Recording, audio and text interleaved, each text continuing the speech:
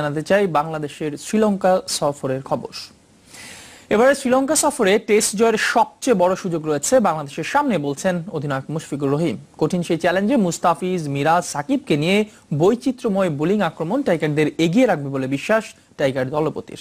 আর সমালোচনা থাকলে উইকেট রক্ষকের দায়িত্ব চালিয়ে যাওয়ার ইচ্ছার কথা আনুষ্ঠানিকভাবে জানালেন টেস্ট অধিনায়ক। 2 টেস্ট, 3 ওয়ানডে আর 2 টি-20 খেলতে সোমবার দুপুরে শ্রীলঙ্কার উদ্দেশ্যে ঢাকা ছাড়বে হাথুরু সিংহের শিষ্যরা। সোমবার শ্রীলঙ্কার উদ্দেশ্যে দেশ ছাড়ার আগে টিম বাংলাদেশের শেষ অনুশীলন। গেল দুদিন 2 সেশনে লম্বা সময় ধরে অনুশীলন করলেও শেষ দিন ওয়ার্কলোড কম দেয়া হয়েছে ক্রিকেটারদের। তবে জ্বরের কারণে এদিনও অনুশীলন করেনি অধিনায়ক মুশফিকুর রহিম। তবে দেশ ছাড়ার আগে আনুষ্ঠানিক সংবাদ সম্মেলনে উপস্থিত হয়ে ইতিবাচক ফলের লক্ষ্যের কথা জানালেন টেস্ট অধিনায়ক। বিং এ ক্যাপ্টেন আমি বলবো যে মুস্তাফিজ, মিরাজ এবং সাকিব যেখানে একটা 11 হয়তো 3 জনই ইনশাল্লাহ বোলিং করবে, তো সেই দিক থেকে আমার অবশ্যই অন্যরকম 3 জনই স্কিলফুল বোলার, তো সেই দিক থেকে বলবো যে কোনো ব্যাটসম্যানের জন্য এটা চ্যালেঞ্জিং হবে। মুশফিককে এই বড় স্বপ্ন দেখাচ্ছে বৈচিত্র্যময় বোলিং আক্রমণ। স্বাগতিকরা ব্যাটিং, স্পিন, পেস যে ধরনের উইকেটই প্রস্তুত করুক না কেন সমানে সমান লড়তে প্রস্তুত টাইগাররা। কেননা সাকিব, মিরাজের ডান আর বাঁহাতি স্পিন ঘূর্ণির সঙ্গে এই সিরিজে যুক্ত হয়েছেন শতভাগ ম্যাচ ফিটনেস ফিরে পাওয়া কাটার মাস্টার মুস্তাফিজ। অবভিয়াসলি এটা আমাদের জন্য অনেক বড় একটা অপরচুনিটি, আর এটা আমাদের জন্য অনেক বড় একটা ট্যুর আমি যেটা বলবো, কারণ শ্রীলঙ্কার সাথে আমরা যদি অ্যাটলিস্ট টেস্ট, ওয়ানডে, টি-20 সবগুলো সিরিজে যেতে আমাদের রেটিং পয়েন্টগুলো অনেক বাড়বে। তো সেই থেকে বলবো যে এটা অবশ্যই আমাদের মাথায় আছে। আর যেটা বললেন যে 100তম টেস্ট, তো এটা শুধু আমি না, আমার অ্যাজ এ বাংলাদেশের হোল নেশনের জন্য এটা অনেক বড় একটা অ্যাচিভমেন্ট। সবশেষ 2 টেস্ট সিরিজে বাংলাদেশের ফিল্ডিং এর সঙ্গে অধিনায়ক মুশফিকুর রহিমের গ্লাভস হাতের পারফরম্যান্সও দারুণ সমালোচনার মুখে পড়েছে। তারপরও কিপিংটা চালিয়ে যাওয়ার ইচ্ছের কথা সাফ জানিয়েছেন মুশি। আমার তো ইচ্ছা করে আমার বোলিংও করতে, কারণ বোলিং করে যদি টিমের আর একটু হেল্প হয় তাহলে সেটাও করতে ইচ্ছা করে। এখন আমি ইচ্ছা করলেই তো আসলে সবকিছু হবে না। সবচেয়ে মেইন ব্যাপার সেটা হচ্ছে এখানে আমি চেষ্টা করি আমার যে কটা রোল সেটা প্লে করার, এবং এটা ডিসিশন নিবে কোচ আছেন, ম্যানেজমেন্ট আছেন এবং তারপরে বিসিবি আছে। আমার কাছে এখনো মনে হয় যে আমি অ্যাজ এ কিপার ব্যাটসম্যান হিসেবে আমি টিমের সবচেয়ে বেশি অবদান রাখতে পারি। 2 টেস্ট, 3 ওয়ানডে আর 2 টি-20 খেলতে সোমবার দুপুরে শ্রীলঙ্কার উদ্দেশ্যে ঢাকা ছাড়বে হাথুরু সিংহের শিষ্যরা। হাসিনুর রহমান, যমুনা স্পোর্টস, ঢাকা। গলের ব্যাটিং স্বর্গ উইকেটে 2013 সালে শ্রীলঙ্কার বিপক্ষে টেস্ট ড্র করলেও এবার সেই গলে হতে পারে স্পিন বান্ধব উইকেট। তবে উইকেট যাই হোক না কেন মুশফিকুর রহিম প্রত্যাশা করছেন ব্যাটসম্যানদের দায়িত্বশীল ব্যাটিং এর। যেখানে দলের প্রয়োজনে ব্যাটিং অর্ডারে উপরে ওঠার কথাও জানিয়েছেন মুশফিক। আর প্রযুক্তির সুবিধা নিতে আরো বেশি নির্ভুল রিভিউ নেয়ার প্রতি মনোযোগ দিতে চান অধিনায়ক। বিরাট কোহলির সোজা ব্যাটে ডিফেন্স, বল লাগলো ব্যাটে, এদিক সেদিক তাকিয়ে মুশফিকের রিভিউ। অন্য সবার মতো বিস্ময় তখন হায়দ্রাবাদ টেস্টে ধারাভাষ্যকারদের। এমনিতেই সুযোগ কম আসে, তার উপর এমন ভুল রিভিউ নিশ্চিতভাবেই ব্যাকফুটে ঠেলে দেয় দলকে। তবে ভুল বলেই শিখতে চান মুশফিক। বোলারের চাইতে দোষটা আসলে আমাকে বলতে পারেন, কারণ রিভিউটা অ্যাটলিস্ট লাস্ট ডিসিশনটা কিন্তু আমারই নিতে হয়। তো চেষ্টা করবো এটা আস্তে আস্তে বেটার করা, কারণ এটা যত আমরা সাকসেসফুল করতে পারবো হোপফুলি টিমের আরো তত বেনিফিট হবে। প্রযুক্তির সাথে গল টেস্টের উইকেট নিয়েও সতর্ক মুশফিক। 2013 সালে রানমন্না টেস্টে ডাবল সেঞ্চুরির সাথে ড্র করা স্মৃতি থাকলেও এবার নাকি বদলাতে পারে উইকেটের চরিত্র। রঙ্গনা হেরাতকে তাই রং ছড়াতে দিতে চান না টেস্ট অধিনায়ক। স্পিনিং ট্র্যাকই করে থাকে নর্মালি অন্যান্য টিমের এগেইনস্ট, হয়তোবা আমাদের সাথে যে উইকেটটা ওরা করেছিল ওটা হয়তোবা অনেক ব্যাটিং ফ্রেন্ডলি ছিল। আশা করছি যেটাই দিক না কেন আমরা আমাদের বেস্ট অ্যাবিলিটি দিয়ে আমরা অবশ্যই চেষ্টা করবো রেজাল্টটা আমাদের জন্য নিয়ে আসা। নিজেকে দেশের সেরা ব্যাটসম্যান মানতে রাজি না হলেও বাস্তবতায় ব্যাটিং অর্ডারে উপরে উঠে আসার চিন্তাটাও রাখছেন প্ল্যানিং লিস্টে। আমি যেটা লাস্ট 7, 8, 9, 10, 11 এর সাথে ব্যাটিং করে হয়তো উপরে ব্যাটিং করলে হয়তো বা আমাকে নাম্বার 5 বা 6 এদের কারোর সাথে ব্যাটিং করবে যখন কিনা আমার হয়তো আর অপরচুনিটি থাকবে। তো সেই থেকেই বলবো এটা হয়তো বা একটা একটু চিন্তা করারও বিষয় আছে। 4 বছরে বদলেছে অনেক কিছুই। প্রতিপক্ষ শিবিরে যেমন সাঙ্গাকারা, জয়াবর্ধনে কিংবা ম্যাথিউস নেই, তেমনি সাকিব, মিরাজের বাংলাদেশ এখন অনেক পরিণত। তাহমিদ আহমেদ, যমুনা স্পোর্টস, ঢাকা। মানে এদিকে পুনে টেস্টে কিন্তু পারফর্ম করার পুরস্কার হাতে হাতে পেয়ে গেছেন স্টিভেন স্মিথ। একই দিকে কিন্তু যথেষ্ট ভালো পারফর্ম না করায় কিন্তু পয়েন্ট হারিয়েছেন রবিচন্দ্রন অশ্বিন, যেটা সাকিব আল হাসানকে কিন্তু অনেক কাছাকাছি নিয়ে এসেছে। আপনি র্যাঙ্কিং এর কথা নিশ্চয়ই বলছেন, আমরা আইসিসি র্যাঙ্কিংটা একটু দর্শকদের দেখিয়ে দিতে চাই। সবশেষে আজকে প্রকাশিত হয়েছে এই র্যাঙ্কিং এ স্টিভেন স্মিথ 6 পয়েন্ট কিন্তু এগিয়ে গেছেন, 6 পয়েন্ট যোগ হয়েছে তার পুনে টেস্টের পারফরম্যান্সে, একটি সেঞ্চুরি সহ তার অবিশ্বাস্য গড় দেখুন টেস্টে 60.34, যে কোনো ব্যাটসম্যানের থেকে সবচেয়ে বেশি গড় তার। এরপর বিরাট কোহলি আছেন, গত 3 দশকে এত গড় কিন্তু বিরাট কোহলি আছেন এরপরে 873 রেটিং পয়েন্ট, তিনি কিছু পয়েন্ট হারিয়েছেন এবং তার গড়ও কিন্তু মন্দ নয় 50.72। এরপর ইংল্যান্ডের জোরোট তিনি 848 রেটিং পয়েন্ট নিয়ে আছেন 3 নম্বরে, তার গড় কিন্তু 52। নিঃসন্দেহে তিনজন পৃথিবীর সেরা ব্যাটসম্যান, এর সঙ্গে কেন উইলিয়ামসকে অ্যাড করতে হবে। আমরা যদি বোলিং এ একটু নজর দেই সেখানে দেখতে পাবো সবার উপরে রয়েছেন রবিচন্দ্রন অশ্বিন, তিনি কিন্তু পয়েন্ট হারালেও শীর্ষস্থানটি হারাননি, 878 পয়েন্ট এখন তার গড় 25.07। এরপর যথাক্রমে রয়েছেন রবীন্দ্র জাদেজা, তিনি 860 এবং জশ হ্যাজেলউড অস্ট্রেলিয়ার পেসার, তিনি কিন্তু 860 পয়েন্ট নিয়ে তৃতীয় স্থানে রয়েছেন। আমরা এখানে কিন্তু একটি চমক আছেন, আপনি জানেন ওকিফে তিনি কিন্তু 33 ধাপ এগিয়ে গেছেন এই পারফরম্যান্স করে, তিনি 29 নম্বরে রয়েছেন, উঠে এসেছেন।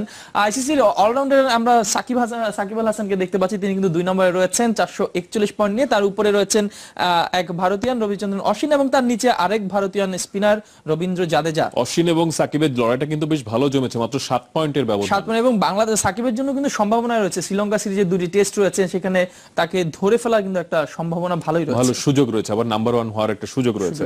যাচ্ছি জানাবো বাংলাদেশ ক্রিকেট লিগ বিসিএল এর খবর। বিসিএল এর 5ম রাউন্ডের প্রথম দিনে ক্যারিয়ারের 15তম সেঞ্চুরি তুলে নেন ইনজুরি থেকে ফেরা বাঁহাতি ওপেনার ইমরুল কায়েস। শ্রীলঙ্কা সফরের 16 সদস্যের দলে না থাকলেও এই ম্যাচে তার ব্যাটিং এর উপর চোখ ছিল নির্বাচকদের। তার সেঞ্চুরির দিন ইস্ট জোনের বিপক্ষে 296 রান তুলতেই অল আউট হয়ে যায় প্রাইম ব্যাংক সাউথ জোন। এদিকে সিলেটে সঞ্জামুল ইসলাম ও ফরাদ রেজার দুর্দান্ত বোলিং এ নর্থের বিপক্ষে 181 রানে গুটিয়ে গেছে বর্তমান চ্যাম্পিয়ন সেন্ট্রাল জোন। শ্রীলঙ্কা সফরের জন্য এই ব্যাট ছিল ইমরুল কায়েসের পরীক্ষার মঞ্চ। ইনজুরির কারণে ভারত সফর থেকে ফিরে আসা এই ওপেনারের ব্যাট জ্বলে ওঠে বিসিএল এর ইস্ট জোনের বিপক্ষে প্রথম দিনেই। 3 নম্বরে ব্যাট করতে নেমে 294 মিনিট ক্রিজে থেকে তুলে নেন ক্যারিয়ারের 15তম সেঞ্চুরি। আজকে যখন ব্যাটিং করছি, রানিং করছি, বেটার লাস্ট ম্যাচের থেকে আজকে বরং আরো বেটার ছিলাম। আই এম হ্যাপি আজকে অনেকদিন পর একটা ভালো ইনিংস খেলতে পারছি। এর আগে চট্টগ্রাম জহুর আহমেদ চৌধুরী স্টেডিয়ামে টস জিতে ইস্ট জোনের বিপক্ষে ব্যাটিংয়ে নেমে 12 রান তুলতেই ওপেনার ফজলে রাব্বিকে হারায় সাউথ জোন। তবে এনামুল বিজয় ও ইমরুল কায়েস 84 রানের জুটি গড়ে সেই ধাক্কা সামাল দেন। বিজয় 58 আর আগের ম্যাচে ডাবল সেঞ্চুরিয়ান তুষার ইমরান 1 রানে ফিরলে বিপদে পড়ে দুবারের champion south zone. Pacer Mohammad সাইফুদ্দিনের 3 উইকেট শিকারের দিনে তার শিকার হন শাহরে নাফিজ ও মোহাম্মদ মিঠুন, যে কারণে ইমরুলের সেঞ্চুরি সত্ত্বেও 296 রানের বেশি করতে পারেনি সাউথ জোন। আজকে কন্ডিশনটা উইকেটটা একটু ডিফিকাল্ট ছিল, সকাল থেকে বল অনেক টার্ন করছিল, ওদের বলাররা অনেক ভালো বল করছে, আমাদের ব্যাটসম্যানরা একটু স্ট্রাগল করছে। বাট আমি যখন স্টার্টিংয়ে সেট হয়ে গেছিলাম তখন আমি চেষ্টা করছিলাম যে যত লম্বা করা যায় ইনিংসটা। এদিকে সিলেটে ব্যর্থতার গণ্ডি থেকে বের হতে পারেনি বর্তমান চ্যাম্পিয়ন সেন্ট্রাল জোন। দারুণ শুরুর পরও সঞ্জামুল ইসলাম ও ফরহাদ রেজার বোলিং তোপে নিজেদের মেলে ধরতে পারেননি ব্যাটসম্যানরা। সাইফ হাসানের 63 ও তাইবুর পারভেজের 40 ছাড়া বলার মতো কেউ স্কোর না করতে পারলে 181 রানে থামে সেন্ট্রাল। সঞ্জামুল পাস আর ফরহাদ নেন 3 উইকেট। জবাবে ব্যাট করতে নেমে 63 রানে 3 উইকেট হারায় table top north zone. Salahuddin Sumon, Jamuna sports. ফুটবলের খবরে শেখ কামাল আন্তর্জাতিক ক্লাব কাপের খবর। টুর্নামেন্টের প্রথম সেমিফাইনালে কাল মুখোমুখি হবে নেপালের ক্লাব মানাং মার্শাইংদি ও মালদ্বীপের ক্লাব টিসি স্পোর্টস। প্রথম আন্তর্জাতিক শিরোপা জয়ের লক্ষ্যে জয় দিয়ে ফাইনাল নিশ্চিত করতে চায় টিসি স্পোর্টস। বিপরীতে শেষ 4-এর বাধা পেরোতে সেরা ফুটবলের প্রতিশ্রুতি মানাং মার্শাইংদির। চট্টগ্রামের এমএ আজিজ স্টেডিয়ামে সন্ধ্যা 6:30টায় শুরু হবে এই ম্যাচটি। আমাদের ভালো কোনো মাঠ নেই, তবে ফুটবলারদের ভালো করার আকাঙ্ক্ষা প্রবল। তারা নিজে নিজে অনুশীলন করে। দল যতটুকু ভালো করেছে সেটি শুধুমাত্র ফুটবলারদের চেষ্টায়। অনিল গুরুং, রোহিত চাঁদদের এমন ইচ্ছা শক্তি দক্ষিণ এশিয়ার অন্যতম শক্তিশালী দল হিসেবে গড়ে তুলেছে নেপালকে। সাম্প্রতিক সময়ে এসেছে Bangabandhu gold cup, SA games ও এএফসি সলিডারিটি কাপ সহ একের পর এক শিরোপা। শুধু জাতীয় দলই নয়, নেপাল ফুটবলারদের এমন অদম্য ইচ্ছাশক্তি সাফল্যে ভাসাচ্ছে মারাং মার্শাইংদিকে। জাতীয় দলের ৮ ফুটবলার নিয়ে গড়া ক্লাবটি কিংস কাপের পর এবার দ্বিতীয় শিরোপা জিততে শেষ 4-এ হারাতে চায় মালদ্বীপের টিসি স্পোর্টস ক্লাবকে। তাতে ভরসা হিসেবে থাকবেন বিদেশি ফরওয়ার্ড আফেজ ওলাদিপু। আমার ভরসা দলের ফুটবলাররা, তারা যেভাবে খেলছে তাতে আমি সন্তুষ্ট। আশা করি এই ম্যাচেও তারা সেরা নৈপুণ্য দেখিয়ে দলকে ফাইনালে নিয়ে যাবে।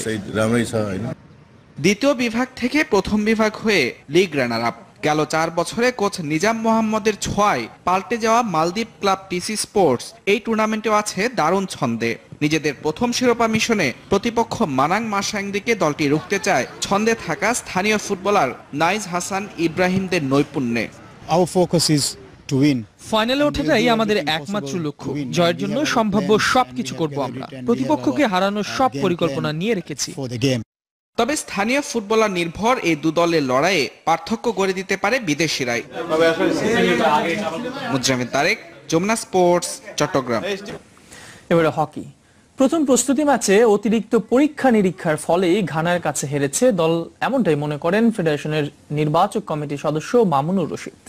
সেই সাথে প্রশ্ন উঠেছে ঘানার মতো দলই বা কেন আনলো ফেডারেশন, আর তাদের বিপক্ষে হার কতটুকু গ্রহণ করতে পারছে হকি ফেডারেশন। তবে সব প্রশ্ন পেছনে ফেলে ভাইস প্রেসিডেন্ট খাজা রহমতুল্লাহর প্রত্যাশা সামনের 2 ম্যাচে ঘুরে দাঁড়াবে দল। জার্মান কোচ অলিভার কার্টসের দিক নির্দেশনায় হংকংয়ে AHF কাপ জয়ের পর ঘরের মাঠে ওয়ার্ল্ড হকি লিগের রাউন্ড 2-কে ঘিরে স্বপ্ন দেখছিল বাংলাদেশ। লক্ষ্য ছিল ফাইনালে পৌঁছে 3য় রাউন্ড নিশ্চিত করা। অথচ টুর্নামেন্ট শুরুর আগে প্রস্তুতি ম্যাচে র্যাঙ্কিংয়ের 6 ধাপ নিচের দল ঘানার কাছে পরাজয় বড় এক ধাক্কা হয়ে এসেছে ফেডারেশনের জন্য। গেল মাস 6 যতটা না অনুশীলন নিয়ে ভাবনা হয়েছে তার চেয়ে বেশি ভাবা হয়েছে বিদেশ ভ্রমণ নিয়ে। খেলা এক অঞ্চলে হলে কন্ডিশনিং ক্যাম্প হয়েছে ঠিক তার বিপরীত আবহাওয়ায়। ঘরের মাঠে এত বড় টুর্নামেন্টের আগে দক্ষিণ আফ্রিকা গিয়ে ম্যাচ খেলার বিষয়টিও এখনো বোধগম্য নয় অনেকের কাছেই। যদিও ফেডারেশনের দাবি ছিল উপযুক্ত দল না পাওয়ায় এমন সিদ্ধান্তে যেতে হয় তাদের। সামনের ম্যাচগুলিতে যাতে ভালো করতে পারে সেটাই হলো আমাদের টার্গেট। অন্য টিম আমাদের সাথে খেলছে, সেক্ষেত্রে তাদেরও তো কিছু বেনিফিটের চিন্তা করিয়ে তারা খেলছে। সো আমরা আমাদের বেনিফিটটা নিয়ে চিন্তায় আছি, আমাদের ছেলেরা কতটুকু করলো। সেই সফর না হলেও দেশের মাটিতে ঘানার বিপক্ষে প্রথম ম্যাচের গেম প্ল্যান ছিল ভুলে ভরা, স্বীকার করেছেন নির্বাচক প্যানেলের এই সদস্য। ওভারঅল আমার কাছে মনে হয়েছে যে টোটাল জিনিসগুলোকে আমার মনে হয় কোচ যদি সবাইকে সুন্দরভাবে মোটিভেট করে, গাইড করে, আমার মনে করছি যে নেক্সট 2টা ম্যাচ ঘানার সাথে ভালো খেলবে এবং ফার্স্ট ম্যাচে যে মিস্টেকগুলো ছিল সেগুলো আর হবে না। এখন আর যাচাই বাছাইয়ের সুযোগ নেই। সোমবার ঘানার বিপক্ষে দ্বিতীয় প্রস্তুতি ম্যাচে কোচ সেরা একাদশ মাঠে নামাবে এমন প্রত্যাশা সংশ্লিষ্টদের। ফলক হাসান, যমুনা স্পোর্টস, ঢাকা।